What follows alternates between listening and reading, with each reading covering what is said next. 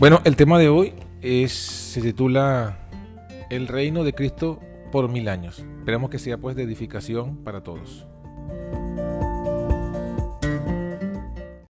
Como hemos avisado en la publicidad y como es de costumbre, en el tema de hoy ya hemos dicho el título, ¿verdad? El reino con Cristo por 1000 años. Es el hito número 23 de las 28 doctrinas adventistas originales. Fíjense que ya hemos avanzado bastante desde que comenzamos con este estudio. Ya nos toca el número 23. El tema básicamente es eso, ¿no? El reino con Cristo por 1000 años. Acordémonos lo que siempre recordamos cada vez que comenzamos estos hitos, y es que los pioneros, cuando hicieron este resumen de fe, ellos claramente dijeron desde el principio que ese resumen de fe, que esos principios fundamentales no tenían como objetivo el ser considerados un credo o que tuviese autoridad, sino que simplemente era un resumen de lo que en consenso creían todos los adventistas en todas partes del mundo. Y que por tanto debíamos tomar esto con ese sentido, ¿no? Que el objetivo era más bien que la gente conociera la fe en forma resumida, porque había lugares donde no se conocía los adventistas, había mucha mala fama. Y ellos entonces justamente hicieron este resumen para que la gente supiera cuáles eran un resumen de sus creencias, de su fe. Y nosotros tenemos que tomar estas 28 doctrinas originales como eso, ¿no? No como un credo, sino como un resumen de fe. Pero justamente como un resumen de fe lo estamos estudiando y nos ayuda a entender la verdadera fe adventista original. El tema, el que nos toca hoy, es algo también que ya, digamos que hemos conocido. Prácticamente creo que no va a haber algo quizás nuevo o diferente en este sentido, pero siempre es bueno pues recordar estas verdades fundamentales. Entonces, bueno, comencemos con lo que dice allí cada una de estas partes, ¿no? Lo primero que nos dice, estos inmortales, en contexto, en los hitos 21 y 22 se habló de la resurrección de los justos a la venida de Cristo. Se habló también de la transformación, la resurrección de los justos muertos y la transformación de los justos que estén vivos para cuando Jesús venga. Y entonces, en ese contexto, dice que ellos van a ser vestidos de inmortalidad, como lo dice la palabra, ya leímos los versículos. Luego entonces aquí retoma esta idea y comienza diciendo que estos inmortales, estos creyentes que sean resucitados y transformados o transformados en vida, esos inmortales son llevados al cielo. O sea que después que Jesús viene, resucita a unos y luego a todos los que están ya, tanto resucitados como vivos, se han transformado, son llevados a recibir a Cristo en el aire.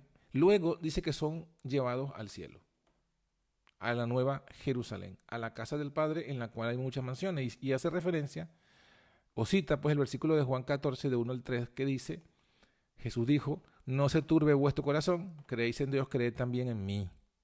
En la casa de mi Padre muchas moradas hay. De otra manera os lo hubiera dicho. Voy pues a preparar lugar para vosotros. Entonces aquí Jesús, poco antes de su muerte en la cruz, da este mensaje de consuelo a sus discípulos, de que no se angustien, y le explica qué es lo que va a pasar, ¿no? Le está diciendo, mira, en la casa de mi Padre hay muchas moradas, hay espacio, y voy allá a preparar lugar para vosotros. O sea, Jesús fue al cielo a preparar lugar para nosotros. Y luego dice que cuando termine esa preparación, versículo 3, y si me fuere y os prepararé el lugar, vendré otra vez. Cuando termine esa preparación, cuando el Señor Jesús haya hecho espacio para todos nosotros en el cielo, entonces Él dice, vendré otra vez y os tomaré a mí mismo. O sea, los tomaré. ¿A dónde los tomaré? A mí mismo. Los voy a traer hacia mí, para que donde yo estoy, vosotros también estéis. Entonces es allí donde está el fundamento de esta primera declaración, de que Jesús dice claramente que en la casa de su Padre hay muchas moradas, muchas mansiones. O sea, esto no es algo simbólico, esto es algo literal. Hay lugar y el Señor Jesús está preparando lugar para nosotros. ¿Para qué? Bueno, la cita, el hito sigue diciendo, donde reinarán con Cristo 1000 años, juzgando al mundo, a los ángeles caídos. O sea, estableciendo el castigo que será ejecutado sobre ellos al final de los 1000 años. Entonces aquí hay dos versículos que se citan. El primero es Apocalipsis capítulo 20, versículo 4, básicamente.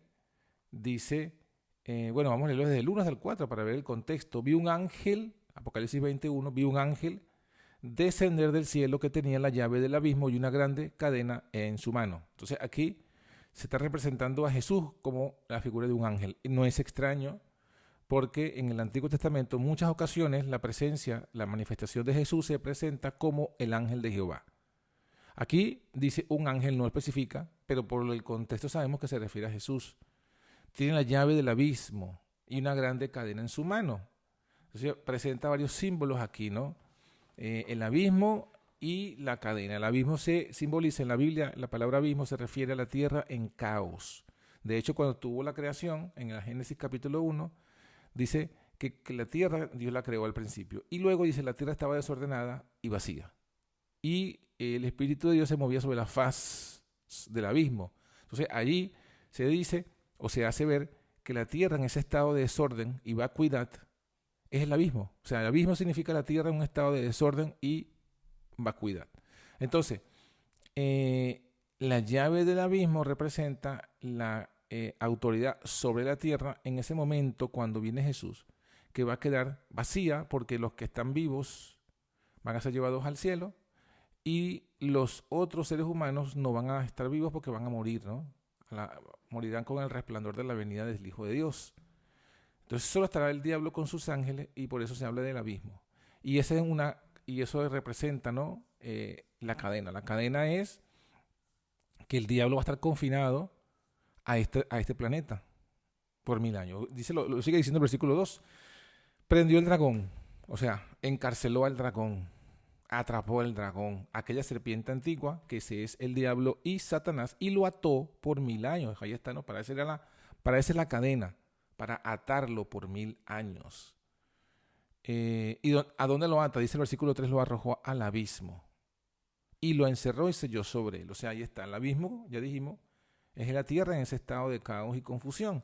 Entonces, cuando dice que lo arrojó al abismo, que lo encarceló, que lo ató, es que lo va a dejar aquí en la tierra y sin posibilidad de salir de las fronteras o del límite de la tierra, solo junto con sus ángeles.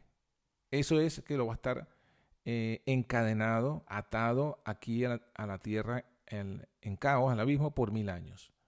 Ese es lo que está diciendo aquí este versículo, ¿no? ¿Para qué? Dice, para que no engañe más a las naciones hasta que 1000 años sean cumplidos. O sea, durante 1000 años no va a poder hacer lo que siempre ha hecho, engañar. Por eso es que está atado, porque no puede hacer, el atado aquí es en un sentido no literal, sino simbólico, dando a entender que no puede hacer lo que antes hacía. No va a poder engañar más a las naciones. Pero ¿eso por cuánto tiempo? Por 1000 años. Dice, hasta que 1000 años sean cumplidos. Luego, después de esto, dice, es necesario que sea desatado un poco de tiempo.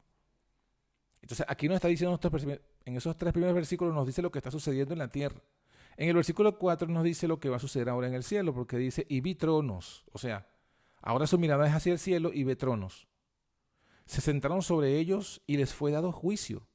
Y vi las almas de los degollados por el testimonio de Jesús y por la palabra de Dios, y que no habían adorado la bestia ni a su imagen, y que no recibieron la señal en sus frentes ni en sus manos, y vivieron y reinaron con Cristo 1000 años. Entonces aquí está diciendo, noten, vuelve a hablar de los 1000 años, pero lo que ocurre en el cielo. ¿Qué ocurre en el cielo? Bueno, ahora un grupo de los hijos de Dios están reinando por 1000 años. ¿Quiénes están reinando por 1000 años? Dice aquí, los que se sientan en los tronos y se sientan en el trono para reinar, pero su reino consiste en hacer juicio, porque eso es lo que hacía un rey. Un rey tenía facultades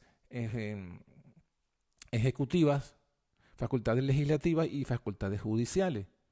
Legislativa es la que hacía las leyes, ejecutiva es que ejecutaba las leyes, hacía que se cumplieran, y judiciales era hacer juicio, como Salomón, por ejemplo, cuando le trajeron ante él, era rey y le trajeron 2 mujeres que luchaban por el mismo niño. Entonces él hizo juicio, él discernió cómo descubrir de quién pertenecía el hijo y hacer juicio. Entonces allí vemos que también el rey hacía juicio. Entonces por eso aquí en este contexto se especifica que el reino que tendremos con Cristo durante 1000 años será para hacer juicio. Ahí lo dice, le fue dado juicio.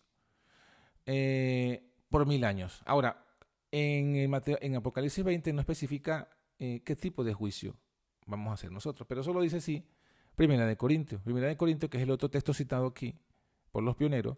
Primera de Corintios 6, capítulo 6, versículos 2 y 3, sí nos dice cuál es el juicio que harán los creyentes. Comienza diciendo en el versículo 1, osa alguno de vosotros, alguno de la iglesia, ¿no?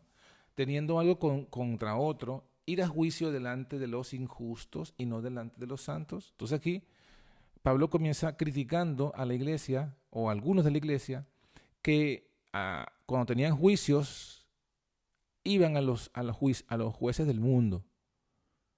Y por definición son injustos, no conocen la justicia de Dios, no conocen la ley de Dios. Entonces, ¿cómo es posible que nosotros, sabiendo que la gente del mundo no tiene la verdadera justicia, vamos a ir a hacer juicio delante de ellos?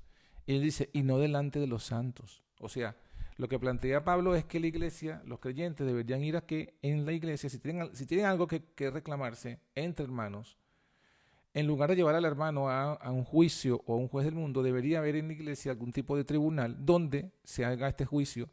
Y se supone que en la iglesia hay más justicia porque hay más conocimiento. Entonces, esa es ¿cómo se dice?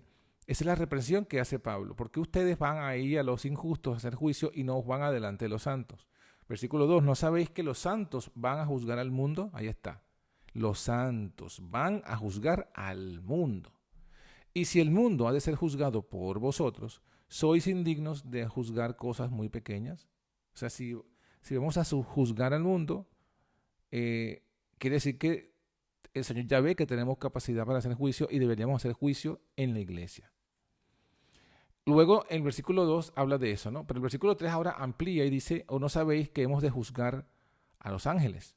¿Cuánto más las cosas de este siglo? O sea, también los creyentes vamos a juzgar a los ángeles. Obviamente a los ángeles caídos, no los ángeles que nunca cayeron, porque como nunca cayeron y no pecaron, no tienen nada de que ser juzgados.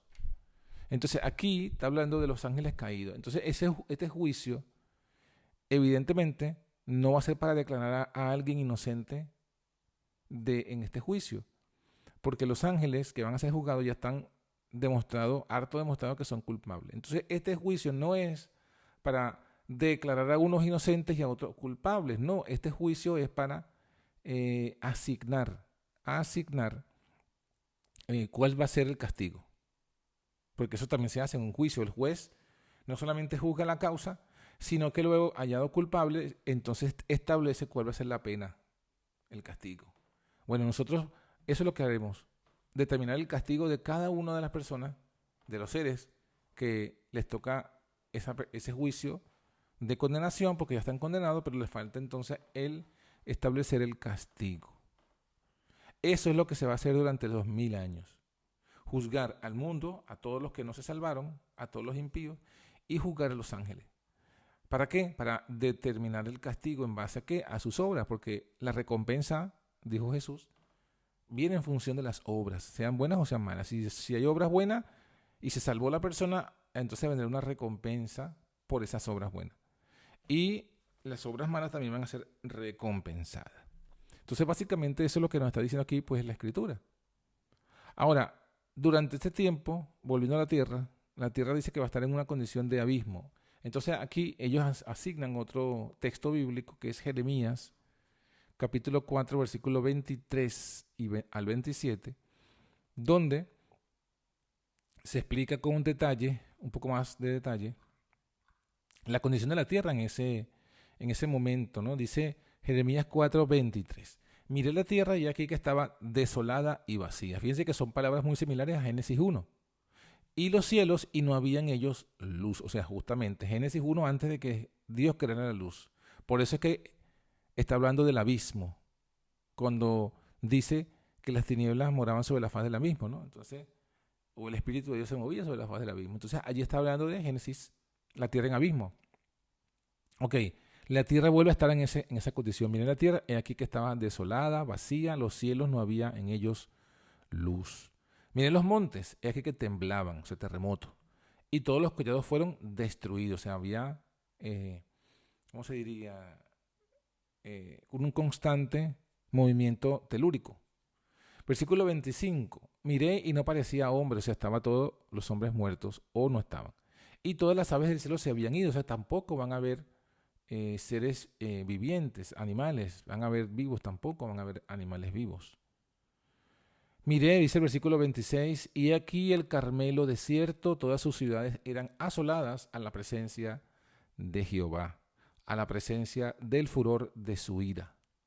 Entonces está diciendo una condición de la tierra, de las ciudades, por el castigo de Dios, el furor de la ira de Dios. Porque así dijo Jehová, hasta el versículo 27, porque así dijo Jehová, toda la tierra será asolada, mas no haré consumación.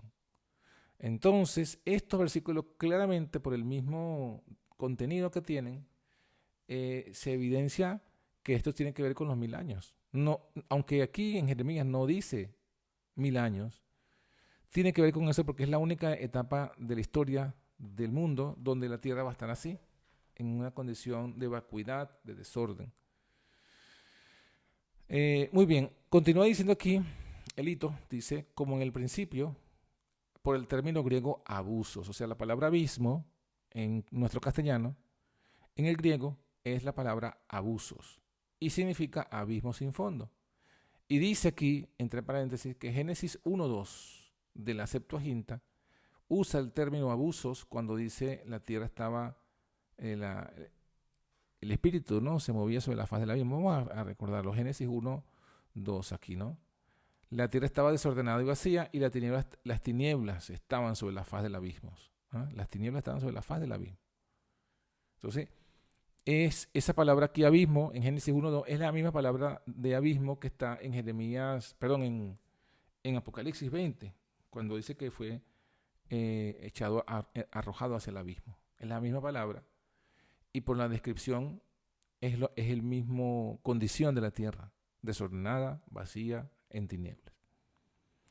Ok, ahí dice, continúa diciendo Lito, ahí es confinado Satanás durante los 1000 años. Apocalipsis 20, 1 y 2, ya lo hemos leído. Allí se nos dice que va a ser colocado el diablo.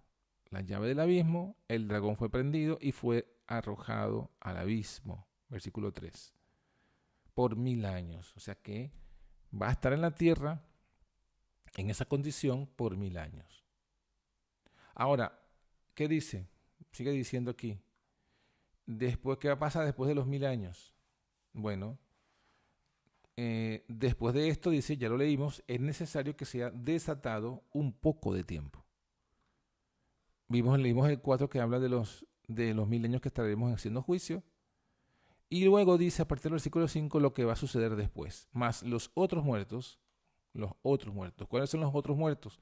Los que no murieron en Cristo. Los otros muertos no volvieron a vivir hasta que se han cumplido los 1000 años. Esta es la primera resurrección. O sea que nos está diciendo que hay dos resurrecciones, separadas una de la otra por 1000 años. ¿Por qué? Dice que la primera resurrección ocurre al principio de los 1000 años, cuando viene Jesús y resucitan los justos. Pero luego dice, y los otros muertos no vuelven a vivir. O sea, la otra resurrección, la resurrección de los otros muertos, solo acontece después de los 1000 años. Entonces, dice el versículo 6, bienaventurado y santo el que tiene parte en la primera resurrección. Ahí está, ¿ves? La resurrección primera, ¿para quién es? Para los santos, los bienaventurados.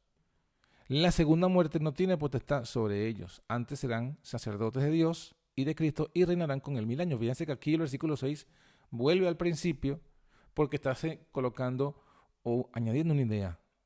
¿Qué está diciendo? Está diciendo que la primera resurrección ocurre al principio de los 1000 años y que los que son resucitados en esa primera resurrección son bienaventurados.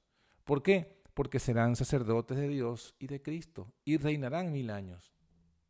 Y también son bienaventurados porque la segunda muerte no tiene potestad sobre ellos. No tiene potestad. ¿Qué es la segunda muerte? La segunda muerte es la destrucción final.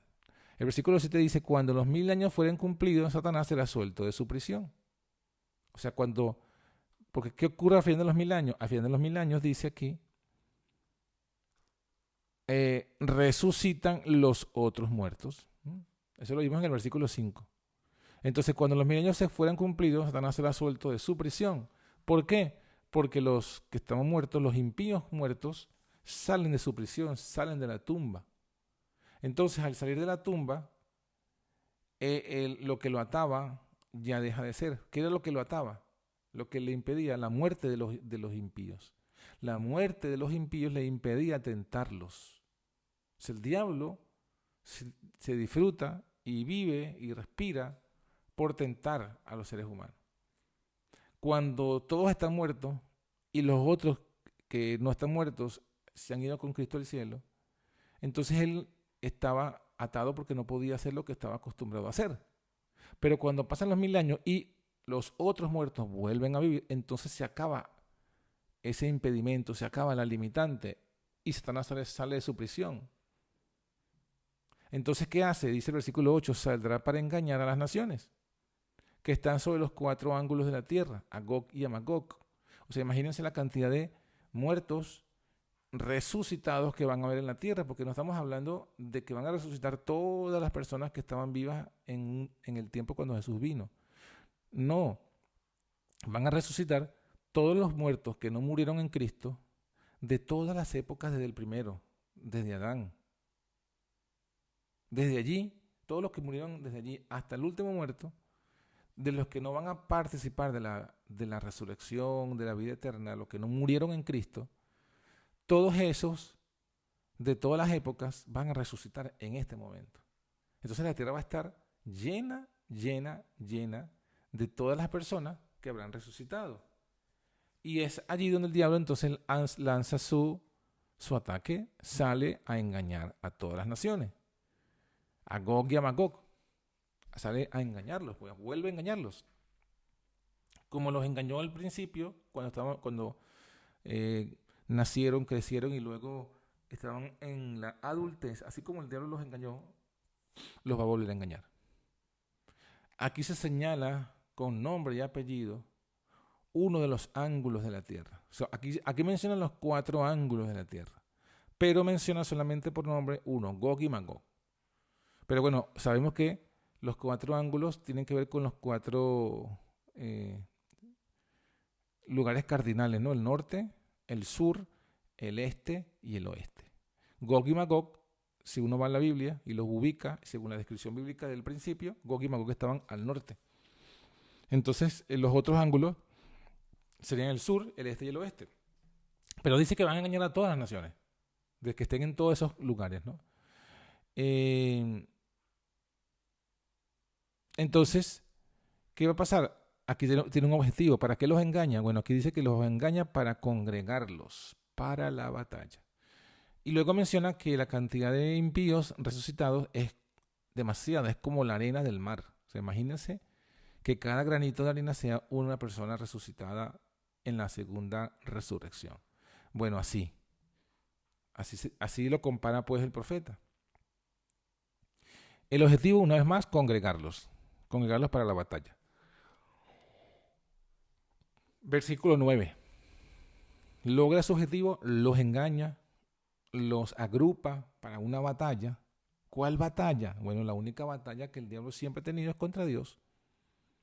Y es lo que dice el versículo 9, ¿no? Dice aquí, subieron sobre la anchura de la tierra y circundaron el campo de los santos y la ciudad amada. O sea que cuando ocurre esto que está mencionado aquí en el versículo 9, ocurre después que la ciudad amada ha descendido de nuevo a la tierra, porque la tierra está en caos.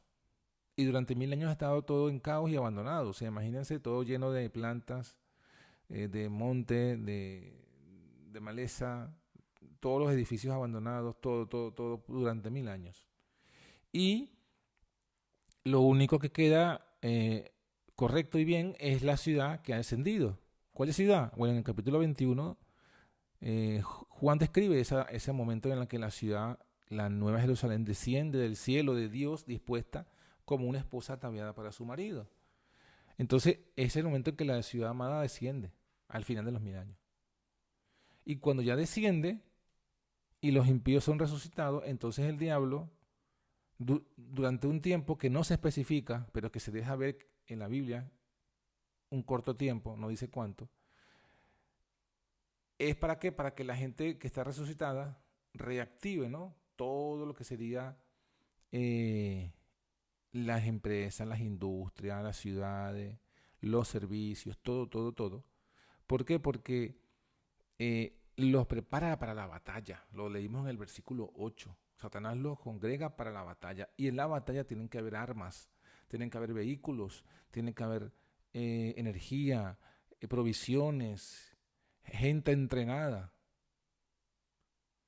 Entonces todo el tiempo desde que resucitan los impíos, los líderes que han estado durante todas las épocas de la historia del mundo, en todas las naciones, se van a ir agrupando, se van a reorganizar las naciones, los gobiernos, se van a reactivar los edificios, las empresas, las industrias, todo se reactiva.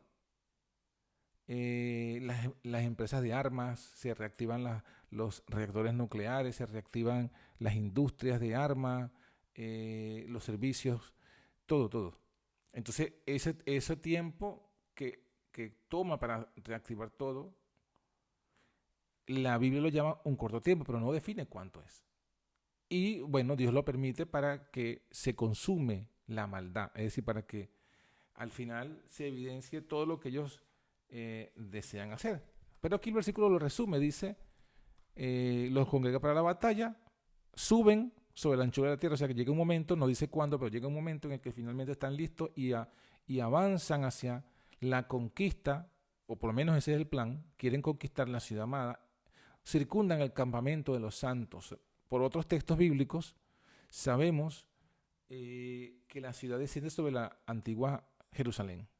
O sea, la nueva Jerusalén desciende al mismo lugar geográfico donde estaba o donde está la vieja Jerusalén, o sea, allí en el centro del Medio Oriente. Allí desciende la ciudad, allí vamos a estar todos los creyentes, los que nos fuimos salvos, vamos a estar allí, y es allí donde todas las naciones van a congregarse para batallar, para conquistar, para tomar por la fuerza esa ciudad. Pero ¿qué pasa? Aquí el versículo lo resume de nuevo. Dice, y de Dios descendió fuego del cielo y los devoró. O sea, al final, ¿qué hace? El Señor, cuando ya ellos logran consumar su objetivo, o sea, se van hacia allá con ese propósito y queda evidente que todos tienen ese mismo propósito, entonces ya, digamos, queda manifiesto todo y el Señor entonces hace el castigo final. ¿Cuál es el castigo final? Que desciende fuego del cielo, que se crea en este momento el lago de fuego y azufre, que es lo que dice el versículo 10. El versículo 10 dice, y el diablo que los engañaba fue lanzado en el lago de fuego y azufre. Fíjense que aquí ahora, antes ha dicho descendió fuego del cielo, pero en el versículo 10 define que ese fuego que descendió se convirtió en un lago. Así como cuando llueve, ¿no? Cuando llueve, la lluvia cae y de la cantidad de agua que cae se forman un lago o pequeños laguitos, pequeños riachuelos. Bueno, aquí hace esa comparación como si el fuego fuera una lluvia y se creó un lago, pero un lago de fuego y azufre. Y dice entonces que el diablo fue lanzado en ese lago de fuego, donde ya estaban, dice la bestia y el falso profeta. ¿Por qué estaban la bestia y el falso profeta? Porque bueno, ellos son parte, la bestia y el falso profeta son parte de esas naciones impías que fueron resucitadas y que se congregaron en la batalla. Acuérdense que la bestia representa al Papa con toda su jerarquía de obispos y arzobispos y tienen una sede que es el Vaticano. Y el falso profeta representa a la nación de los Estados Unidos, que es falso profeta. Entonces, evidentemente, ellos ya están allí porque ellos se unen a esa congregación para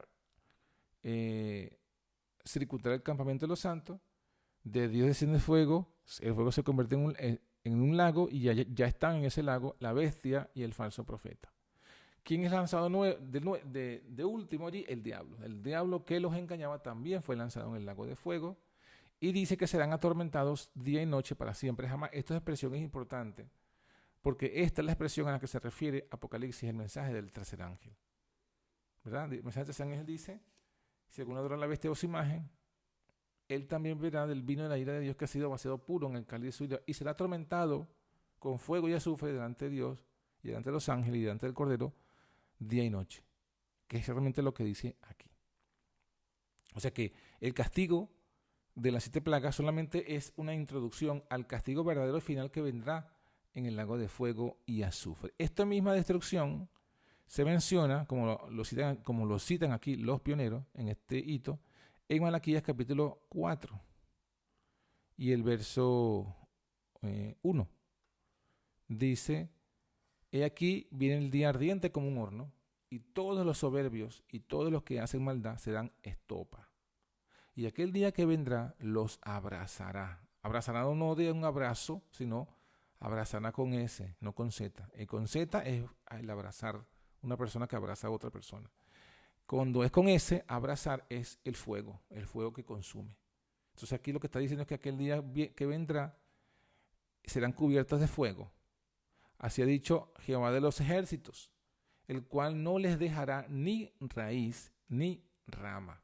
Entonces aquí está hablando en un sentido simbólico de la maldad de todo el universo, que tiene una raíz y que tiene ramas. La raíz es el diablo, que fue el originador de todo el mal, y las ramas son todos los que se han unido a él en esa rebeldía a Dios. Entonces esto es lo que nos vemos aquí pues en Malaquías. Ahora el hito concluye diciendo, el teatro de la ruina que ha forjado en el universo apropiadamente es hecho por un tiempo su sombría prisión, o sea, la tierra. La tierra ha sido el teatro, ¿no? del diablo. El diablo ha hecho todas sus tentaciones. Luego esa tierra se convirtió por un tiempo, por 1000 años, una prisión para él. Pero finalmente será el lugar donde será ejecutado, finalmente, y destruido, y dejará de ser. No habrá, esto no significa, o sea, cuando leímos, ¿no? Allí en Apocalipsis 20, cuando leímos en Apocalipsis 20, que será atormentado con fuego y azufre, 20:10, serán atormentados día y noche, para siempre, jamás. Entonces, el tormento es por día y noche, pero el siempre jamás es las consecuencias de la destrucción, la consecuencia de su castigo, de su pecado. O sea, no hay, no será reversible, o sea, no es que después el diablo va a resucitar y se va a ser perdonado, no. Será irreversible este castigo. Por eso dice para siempre, jamás. El tormento no será eterno. No hay ninguna parte que diga aquí un tormento eterno. El tormento es por día y noche, como también lo dice el mensaje del tercer ángel.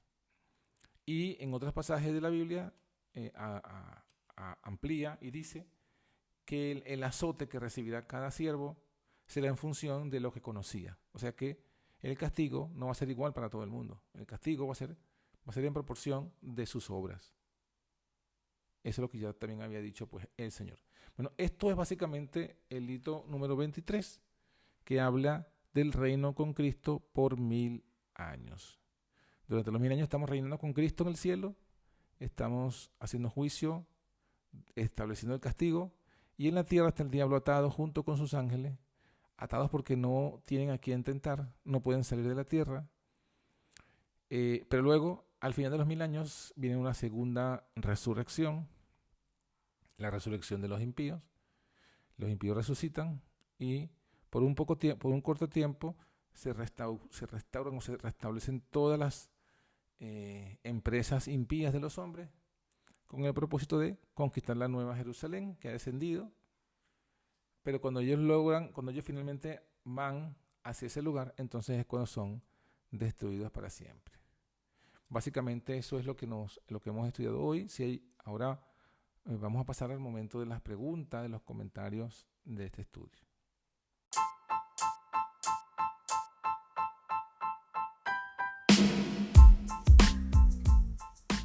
Y así finaliza por hoy nuestro podcast. Somos la Antorcha Profética.